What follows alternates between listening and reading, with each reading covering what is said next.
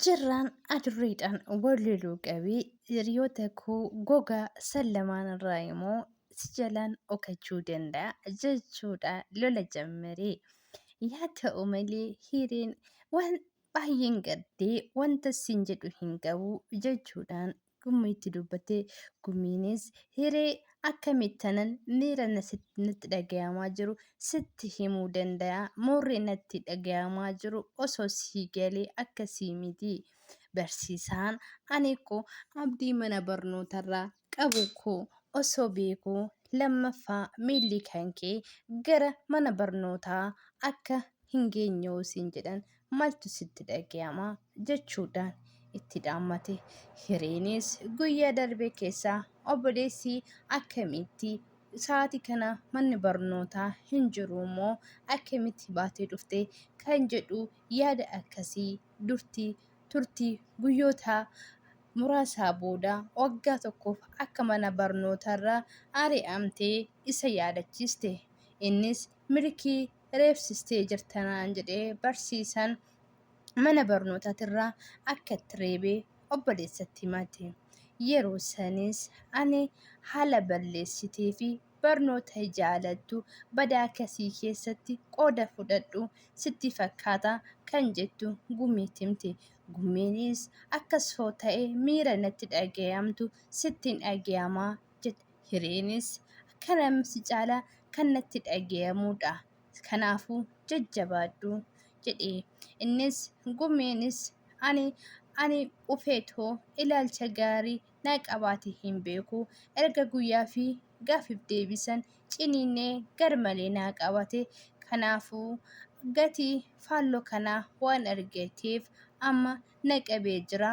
Atis ta'ee obboleessis kee ta'es akka mana barumsaa kana hin geenye naan jedhe amilee koo na cabsee jechuudhaan gaddaan itti dubbate. Yaa ta'u malee hireenis yeroo saniif amilee na cabse jechuudhaan abshirii wanti hunduu hin darbaa ani hanganaa danda'amu barsiisaa haasofsiisuu nan yaala jechuudhaan jajjabina taateefi. Hireenis abshirii anuu nan haasofsiisaa garuu mooyyuu aarri isaa duraa irra yaa galu jechuudhaan amilee kennitee fi gammeenis bareedduu koo naaf dhagayee natti eekamini gurbaa gumee jedhamu santu waada na seessisee garuu siifan ufaa yaa ta'u malee qormaanni akkamii jechuudhaan itti dubbate. Yeroo sanitti osoon qaamaan dhufee natti himtuu jechuudhaan akka yeroo kamiyyuu bakka itti wal arganitti ishee waammatee yeroo sanitti barana rakkootti gallee mucaa Gammaa jedhamu kana akka mangodhaa jechuudhaan ilaalchisaa yaada keessa kasee. Gummeenis barsiisaa dhiifamaa ofii koo jechaa osoo hin ta'in obboleessa koo jechaa si barbaada. Barsiisaa maaloo anillee yaa dhagayamu gummii jechuu ati barnootatti deebisii jedhe. Barsiisaanis sis ta'ee ati sammuun kee barataan barnoota du'aa akka taatee inni immoo amallisaa barnoonni hoo naamusa hin qabaanne bu'aa hin qabu jechuudhaan itti dubbate. Yeroo sanitti innis barsiisan jala deemuu geenyaan waan qabateef barsiisanis kootu nareebii macarrashaa hasii hafeessa kana nareebuu barbaaddee jechuudhaan miila irratti kufee barsiisaa badii kootii maaloo gumii hin adabiini ani badii kootirraa barnoota isaa abuusaatirraaf ani ija isaa ilaaluun qabne sababii barataa dadhabaatti jecha barataa qaroon dadhabuu hin qabu jechuudhaan itti dubbate.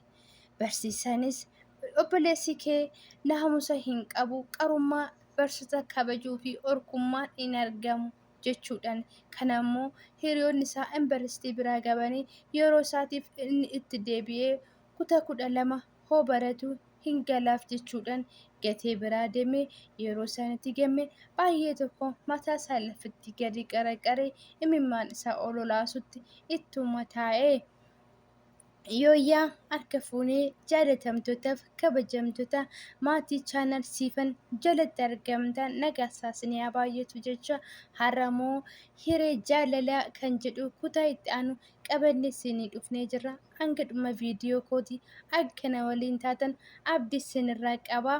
Hiree fi giiftii jedhanii osoo nyaata bakka lamatti qoodanii nyaata nyaachaa turan yeroo sanitti gume sit hojjete jechuudhaan hiree gaafate. Hireenis akka midhaa'uu fi maaliif akka gaafate itti dubbate. Yeroo sanitti hin mi'aawu jennaan hin mi'aa ati baay'ee giiftii qaroodha jechuudhaan itti dubbate. Haa ta'u malee hireenis waan mi'aawuu fi kan dubbii qartuu amma dubbii qartuu nyaata hin nyaattu jechuudha. Yeroo sanitti giiftiin nyaata wal loltummoo nyaata si guddise wajjin malee garuu maal si godhe eessatti wal argitan jechuudhaan gammuu gaafate. Gammeenis maal si galche si jalaa fixeemmoo jechuudhaan itti dubbate. Yeroo sanitti malee sagaleen kan kee akka sagalee kee yeroo kaasatti kirrii nyaatee isa durii sanitti maaf akkas gootee daddafittee hin nyaatiin garuu tissi jedha jechuudhaan itti dubbate. Gammeenis reediyoon akkamitti akka haasoftu hin beekta ati nama durii jechuudhaan osoo kana jedhanu hireen bishaan osoo dhugaa jirtu tinishii jedhe gammee eeneen ana jechuudhaan itti dubbate. Yeroo sanitti lamaan isaanii wal walleessa qabanii wallaalanii wal xiqqasutti taa'an.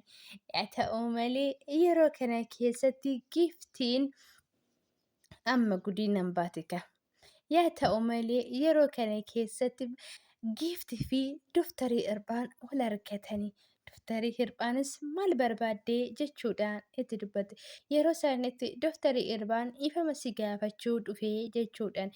Giiftiin ati ifama nama gaafachuu qabdaa jechuun doftarii Irbaan miira badii natti dhagahame ifama sirraa si gaafachuu dhufee jechuudhaan itti dubbate. Giiftiin ati badii maal hojjetteeti jennaan ani obboleettii kee sii kenne sirraa fudhadhee isa kana sitti agarsiisee jechuudhaan itti dubbate. Giiftiin situ seenaa natti agarsiisee ture jechuudhaan itti dubbate. Yeroo sanitti giiftiin ati gisee katti garaa keetirraa haasoftuu maali satoomaa sitti dhageewu jechuudhaan itti dubbate. Inna maal jechuudhaaree jechuudhaan ati yeroo 10 irra deddeebitee anis nama naan hin jedhin akkasii nama dadhabaa hin agarree jechuudhaan itti dubbate. Yeroo sanitti doftarii Irbaan ani kanan jedhu ati mana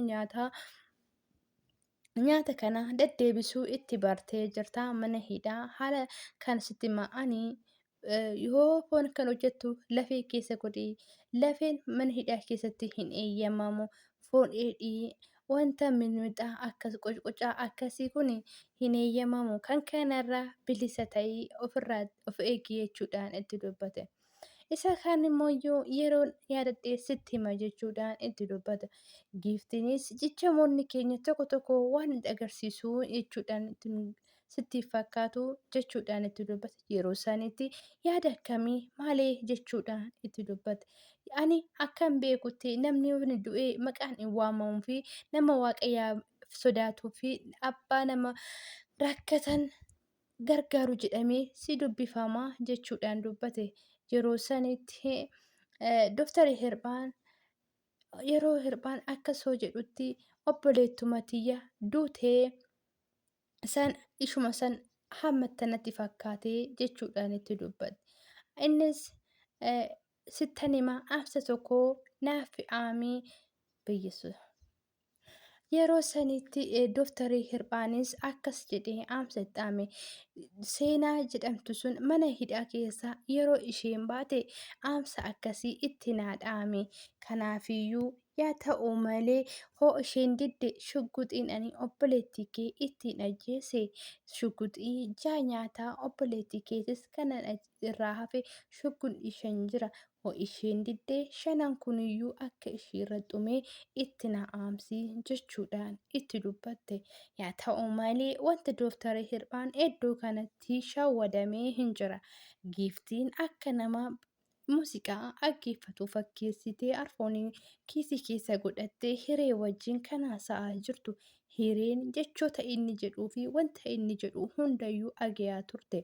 Yaa ta'u malee yeroo sanitti ofirraa fuudhuudhaan giiftiinis ammammoo dhageessirtaa eenyu wajjin akka dhaabbattuu fi eenyu waliin akka taatu amma giiftii koo hiriyaa koo ani siif deebisaa sii kennee jechuudhaan itti dubbatte.